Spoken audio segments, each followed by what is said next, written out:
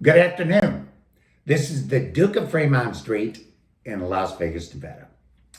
Today is Friday, November 19th, 2021. As always, before beginning my short video, I would like to welcome you to my channel. And I appreciate all your positive response in the past and look forward to seeing you again in the future. I never think there's not a bad time to have a decent glass of champagne. Salute.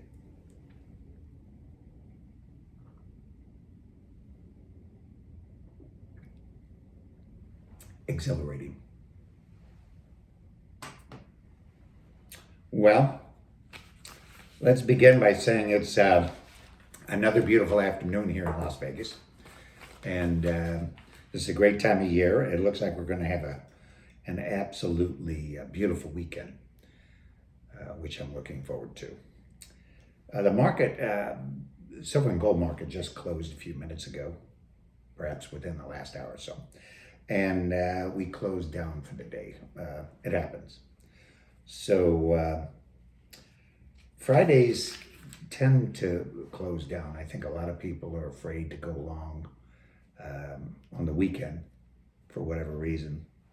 So it's no great surprise.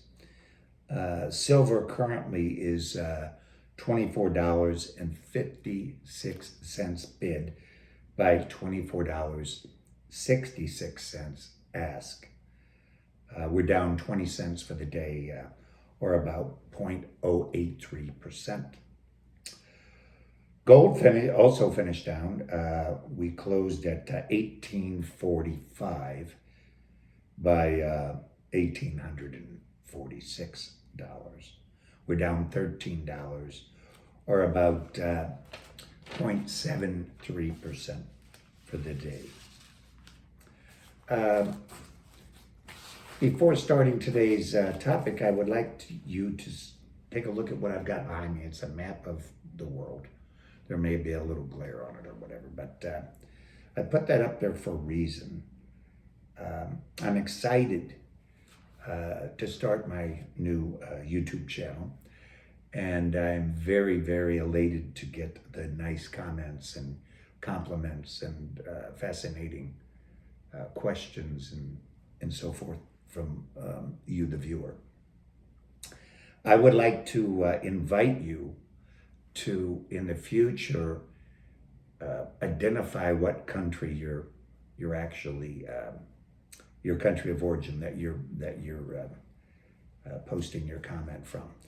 And the reason being, I want to start putting the little pins all over the world, just for my own interest. I think we live in a very small world. Having traveled 6 continents, I've been really all over this globe. And it will be nice to see where you all are from. So once again, as you make the comment, just say, this is Abdul from Pakistan or wherever you're from, and I'll put the little pin up on the board for you. Please don't hesitate to let me know what you're thinking as far as future videos from me, because I'm always looking for, I think, relative content and topics that are of interest to all of us. Anyway, what I would like to say is this now. I'd like to talk about something that affects people from all over the world. Doesn't matter your country of origin. Doesn't matter which continent you are. There's 7 continents. You could be on any of those 7 continents. And I found wherever I go, there is an incredible interest in the old-fashioned American silver dollar. The American silver dollars that I wish to discuss today are the Morgan dollars and the peace dollars. And I personally find that those, the American silver dollars are my favorite items to acquire for wealth preservation and to collect. The Morgan silver dollars, they started issuing those in 1878, and they ran until 1904. Took a pause, and then once again in 1921 they were issued again. In the middle of 21 or so, the new peace dollar design came out, and that ran until 1935, until there were no more silver dollars. Once the peace dollar was put in production, the Morgans, as far as I know, the 21 Morgans stopped being produced. When it comes to the silver dollars, I believe that you can collect them in any form and you'll be on the right side of the bet. I like certified and raw. I like numismatic coins, and I like the common day coins. If you're strictly an investor or a stacker, I don't think you'd have to worry about the numismatic or collectability. For example, probably some of the most inexpensive would be the peace dollar. See if I can show you an example of one of those. This is a United States peace dollar. They started issuing in 1921. That has the standing American eagle on the back. The peace dollars are not as popular as the Morgan for whatever reason. Perhaps it's aesthetics or the fact that they didn't have such a long run. But both peace and Morgan dollars I love. Once again, you could start collecting those or acquiring those in a coal state, which is a damaged or a worn state, all the way up to an MS condition. MS means mint state. There's an MS 60, 61, etc. Going up, you don't really get up above 67 or 68, which are extraordinarily expensive. But the raw coins I just showed, these are the certified coins. This is a perfect example. This is a 1903 MS63, which is a mint state. The higher the number, the better the coin.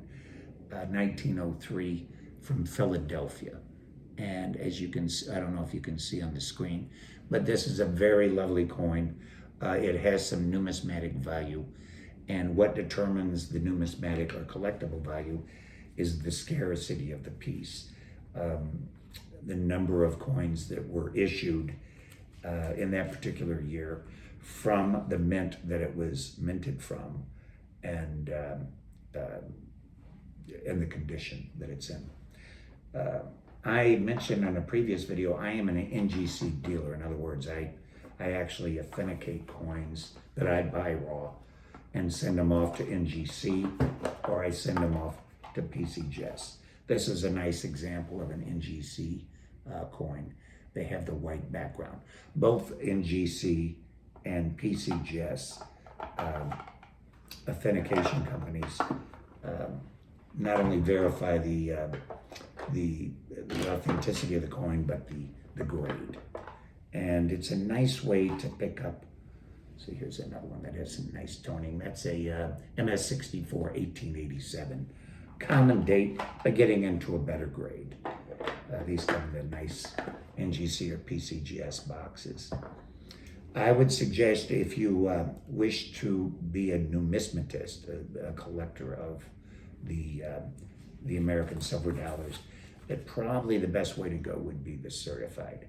Because if you're talking to somebody in Juneau, Alaska, or Tampa, Florida, and you're in Las Vegas, Nevada, you can tell them you have an NGC or PCGS 1887 MS64 toned or white coin, and they'll know what you're talking about. It'll take a lot of the ambiguity out of the transaction, whether you're buying or selling.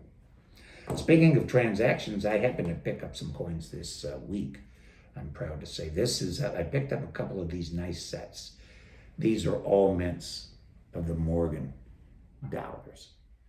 And this particular set, for example, has the Philadelphia mint, which is plain, the Denver mint, which they only made in 1921, the S for San Francisco, the O for New Orleans, very popular, And my favorite, and almost everybody's personal favorite, the CC's from Carson City.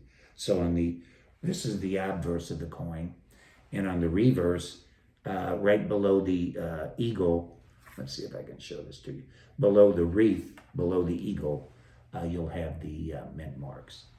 So, like I said, I'm very proud of these. I picked up a couple of these this weekend, and they're somewhat hard to get. They actually have the original packaging.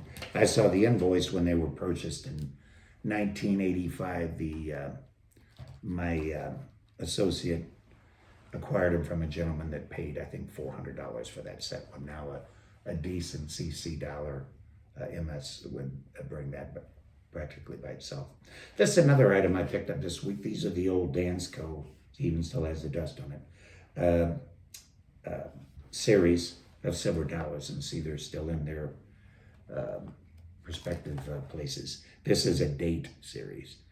And I think I'll leave them, just like the other sets, I think I'll leave them in their packaging for now, because I think it's very, very appealing. When I was a young man, I was born in 1950. These little silver dollars, I've got them in protected cases here, were worth $1. You know, $1 was $1. Little did I know, in the 1950s, I didn't even own any silver dollars, because at that time a silver dollar was a big deal. And guess what? They're still a big deal. But, I was lucky if I could collect pennies. But so $1 was $1. And here in Vegas, people would be irritated when they'd hit a jackpot or whatever on the slot machine, because they'd have pockets bulging with these silver dollars. And they wanted to turn them in before they got on the plane or the train or the bus going back home, because they didn't want to wear out their trousers, and they were cumbersome. So isn't that funny that people would actually be enthusiastic about getting rid of the silver dollars at that time? Years ago, before I moved to Vegas, I was a Mississippi riverboat gambler, and I lived on the Gulf Coast. I lived in Memphis. I lived and all the way down at Gulfport, Biloxi, Ocean Springs. I have fond memories of those times. And when I was a Mississippi riverboat gambler, I was also a purveyor of coins. I'd been collecting and acquiring them for over 50 years. And I recall buying the Morgan and the Peace dollars for $5 each. It didn't matter what the condition, the date, the mint mark. I would buy them in bulk from some of the dealers down there. And I would buy anywhere from one at a time to 1,000 or 2,000 at a time. I paid $5 each for them. So a bag of 1,000 would be $5,000. And then I would turn them around, the ones that had no numismatic value. I'd save those for myself and sell them for $6 each. I thought that was a tidy little profit, and it was. Well, as all good things come to an end, my suppliers decided that $5 wasn't enough, and they started charging me $6 a piece for the silver dollars. Well, needless to say, that irritated me, so I stopped buying them. I thought, they were too expensive, and why would I go ahead and pay that much money when I was used to getting them for the $5? Boy, little did I know.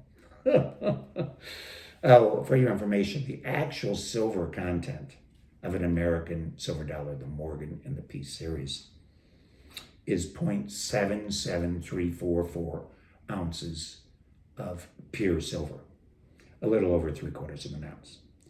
So today, for example, an American silver dollar, a Morgan dollar, a Peace dollar would contain $19.07 worth of silver. Well, that is not what you're going to buy them for. And that's not what you're going to sell them for. You'll buy and sell for generally a much higher price. The premiums are huge.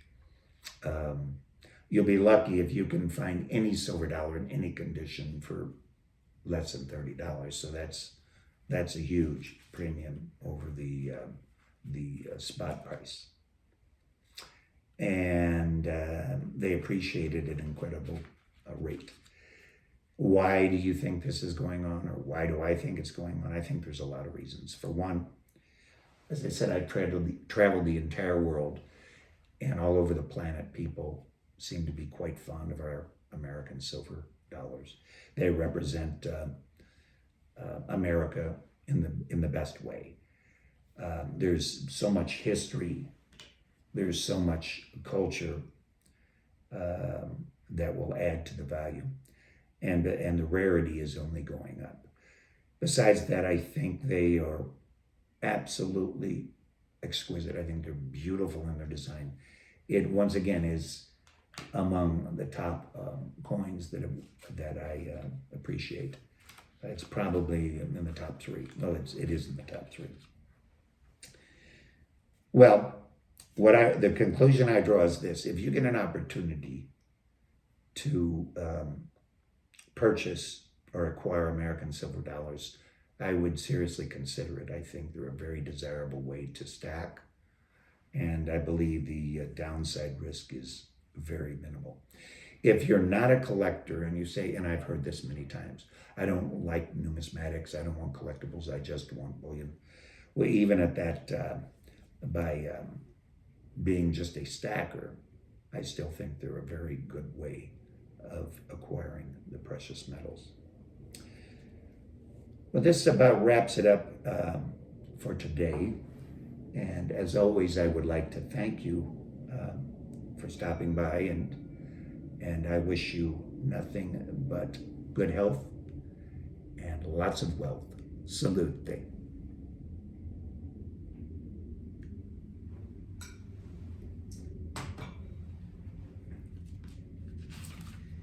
Please comment on my videos. I really love your comments, and I'm doing my very best to answer every single comment that you make. It takes a little time, but I feel you took your time to ask the question or whatever, so you deserve to be recognized for that. And don't forget to let me know your country of origin. I can't wait to put your country up on the map. If you haven't done so already, I would love it if you would subscribe to my channel. And most importantly, please share my videos with your friends, your family, and associates.